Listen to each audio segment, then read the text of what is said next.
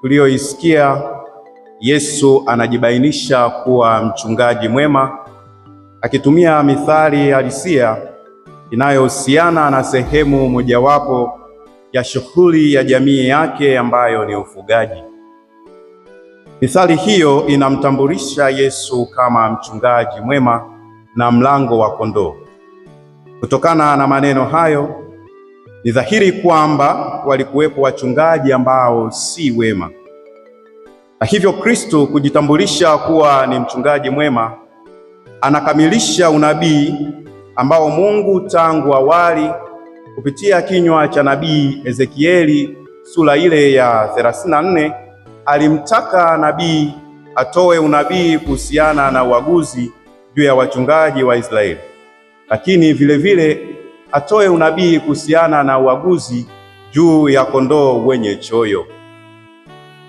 Katika kitabu cha nabii Ezekieli, wapendwa, sura ile ya 34 aya ile ya 2 hadi ya 5, nabii aliambiwa na Mungu maneno haya: mwanadamu, toa unabii juu ya wachungaji wa Israeli. Toa unabii uwaambie, naam, hao wachungaji, Bwana asema hivi: ole wao wachungaji wa Israeli wanaojilisha wenyewe. Je, haiwapasi wachungaji kuwalisha kondoo? Mnawala walionona, mnajivika manyoya, na wachinja walionona, lakini hamuwalishi kondoo. Wagonjwa hamkuwatia nguvu, wala hamkuwaponya wenye maradhi, wala hamkuwafungua waliovunjika, wala hamkuwarudisha waliofukuzwa, wala hamkuwatafuta waliopotea, bali kwa nguvu na kwa ukali mmewatawala. Hivyo ndugu zangu, kutokana na hali hiyo ya kukosekana kwa mchungaji mwenye kukizi matarajio ya Mungu kwa watu wake, Mungu sasa aliwaahidi watu wake kuwa yeye mwenyewe atachukua jukumu hilo la kuwatafuta kondoo zake, kuwaokoa katika mahali pote walipotawanyika, kuwakusanya na kuwalisha malisho mema, na zaidi ya hayo atawalaza katika zizi lililo jema.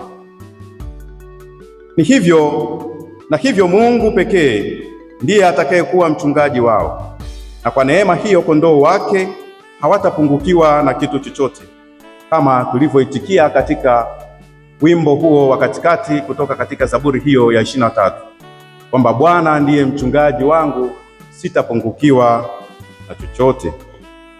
Ahadi ya unabii huu, wapendwa, imetimia sasa katika Kristo, Mungu mtu aliyeamua kuwa mchungaji wa kondoo wake. Yeye si tu mchungaji, bali yeye ni mchungaji mwema, lakini akijitofautisha na wale wa awali walioharibu na kuvuruga kondoo kama nabii Ezekieli alivyotueleza.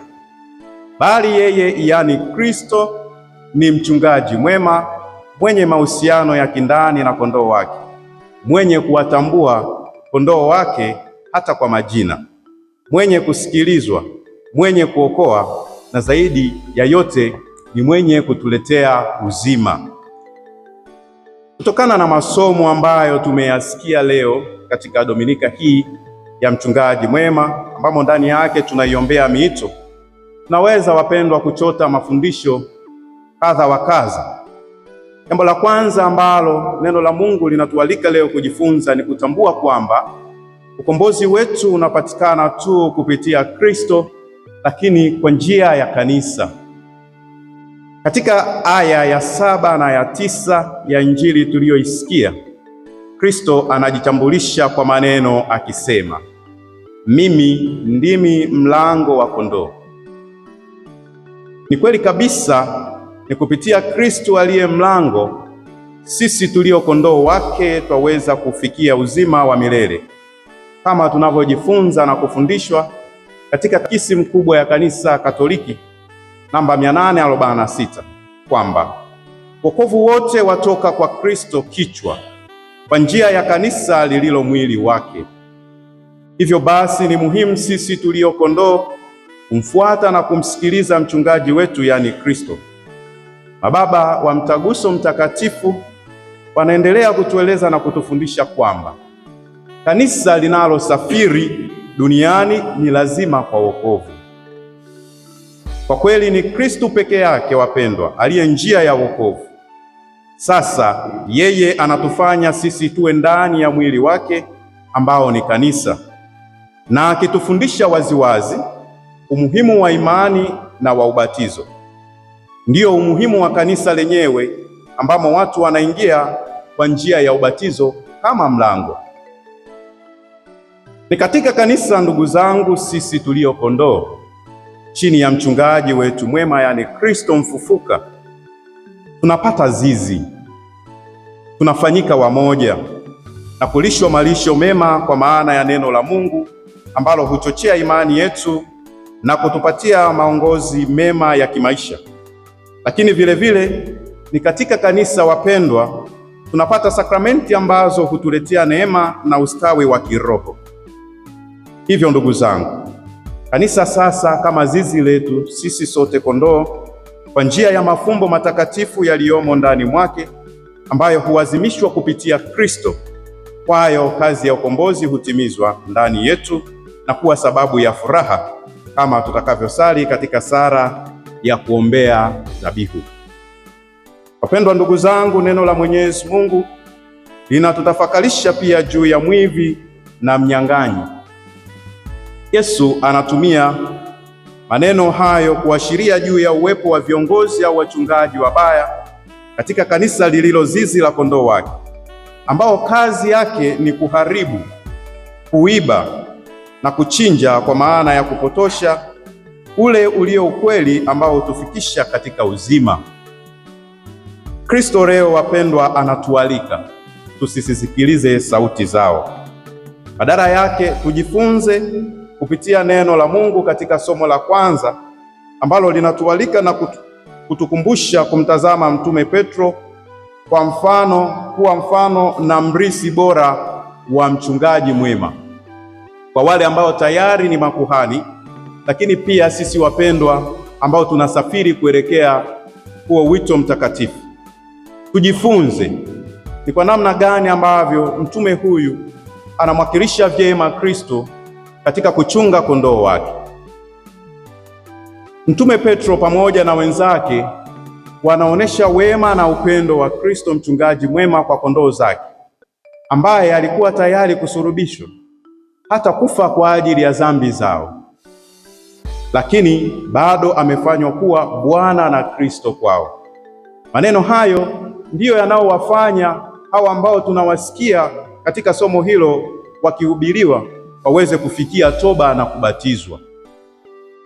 Ndugu wapendwa, mchungaji mwema ni yule tu ambaye anautambulisha upendo wa Mungu kwa watu wake, ili wakiisha kuukubali wafikie toba na kwa kubatizwa kwao waingie katika zizi, yaani kanisa, ambalo ndani mwake waweze kumshuhudia Kristo aliye mchungaji mwema na kusikiliza sauti yake kupitia viongozi wake ambao wamerithi kazi hiyo ya kuwachunga vyema kondoo wake, ili sasa waweze kufikia furaha ya milele.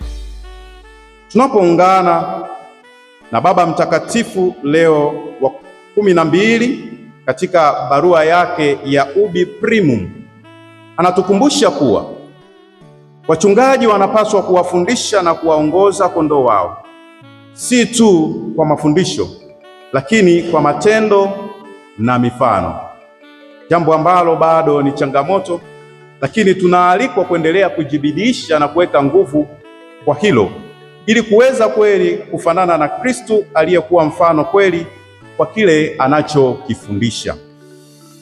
Ndugu zangu, katika Dominika hii tunaiombea miito.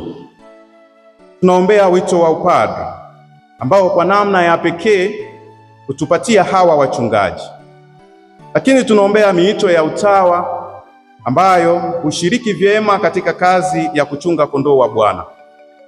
Lakini wapendwa, tusisahau pia kuombea wito mtakatifu wa ndoa ambao kwa kweli ndiyo kiwanda pekee ambacho hutuletea hii miito.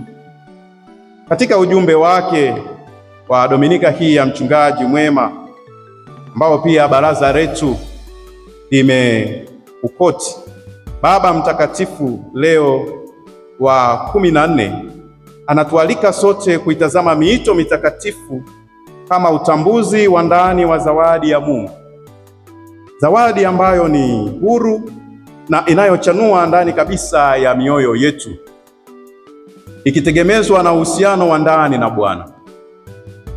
Kukua katika wito, Baba Mtakatifu anatukumbusha kwamba wito wa kila mmoja, wapendwa, ni kuwa na Yesu, kumruhusu Roho Mtakatifu atende kazi katika roho zetu na katika mazingira ya maisha. Lakini kila siku katika wito wetu kujitahidi kutafsiri upya kila kitu katika mwanga wa zawadi hiyo ya wito ulioko ndani yetu. Basi wapendwa, tunapoadhimisha Dominika hii ya mchungaji mwema, tusijisahau pia sisi kondoo pale ambapo tunawatazama wachungaji wetu wema. Tusijisahau sisi kondoo ambao twaweza kuwa kikwazo kwa mchungaji mwema kutokana na mienendo yetu mibaya ya kushindwa kusikia vema sauti yake Bwana na viongozi wetu. Lakini vile vile tujitazame sisi kwa sisi wenyewe, jinsi tulivyo, kama kweli tunakizi sifa za kuwa kondoo watulivu. Maana kondoo wengine wapo kwa ajili ya kupotosha kondoo wenzao. Kondoo wengine wana pembe kali sana ambazo zinawachoma kondoo wenzao. Hivyo basi, muombe na tuombe, tukimwomba huyo mchungaji mwema atutazame kwa wema sisi kondoo wake aliyotukomboa kwa damu yake ya thamani, apende kutuweka kwenye malisho ya milele. Amina.